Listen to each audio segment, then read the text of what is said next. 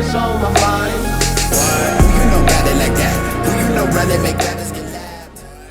What's good, Jamal? We're back with another DSC Fitness video today, and I'm so hyped to be back. It is a beautiful day outside, man. Let me just turn this around for y'all and then show y'all what we're working with. Look at that, man. Look at that, bro. Look at that skunk. Look at those clouds, that sky, the trees. Look at that, man. Come on now. Come on now. So yeah, it's a beautiful day here in Indianapolis and Indiana. And real quick before we hop into the video, watch this TikTok.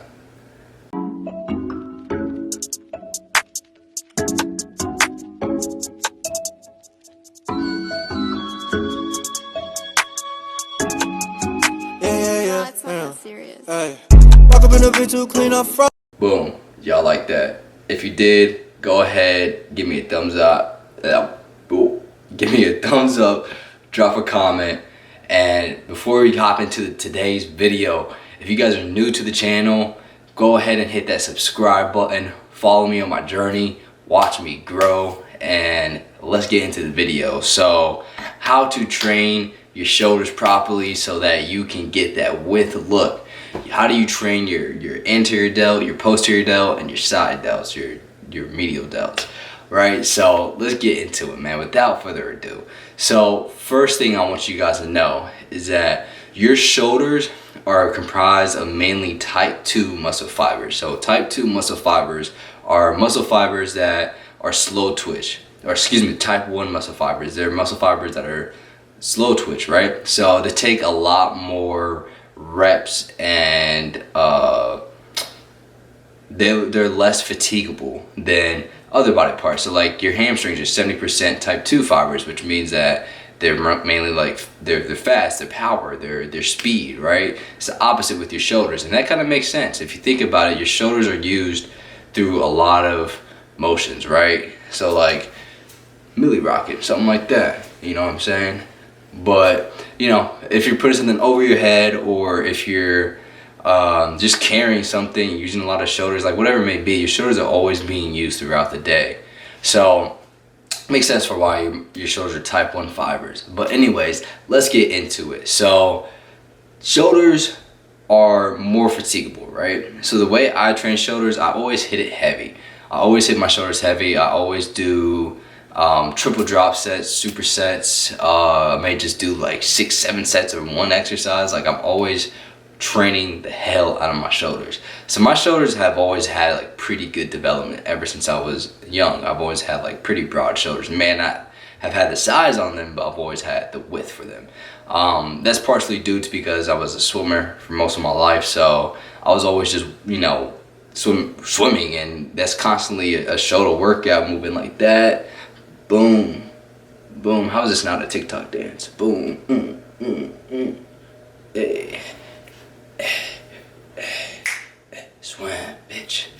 1 hour later. Yeah, from swimming for a while, I've developed, from a young age, I had always had those broad shoulders, and then over time, as I started working out, training, eating, I was able to develop that size on it as well too. So when I go to the gym, like I said earlier, I always do supersets, triple drop sets, and all that good stuff. So whenever I'm training my anterior delt, which is this muscle right here, so your shoulders divided into three components, right? You have your anterior delt, which is your front shoulder. You have your medial delt, which is your side, and then you have your posterior delt, which is, I really hope I'm showing this, which is right there. So those 3 muscles all comprise your shoulder, right? And those are what develop your shoulders and give you that broad look. So obviously, if you train your shoulders, you want to have your 2 compound movements for your shoulders, which are either standing dumbbell press, standing barbell press, or seated dumbbell press, or seated barbell press, right? So those are like the biggest and most important movements to have for your shoulders, in my opinion. I love those because, one, you're engaging every single muscle.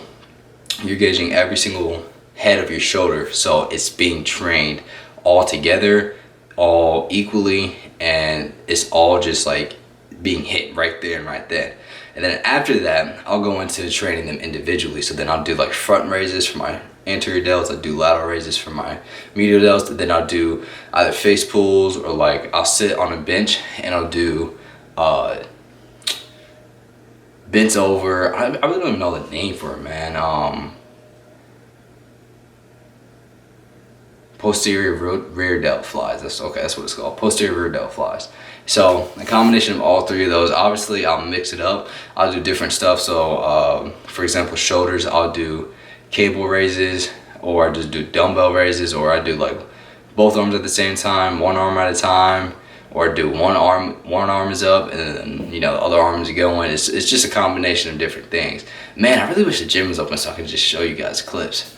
Let me I might be able to do that. I think I'm going back down to Bloomington this weekend, and at my apartment they have a gym.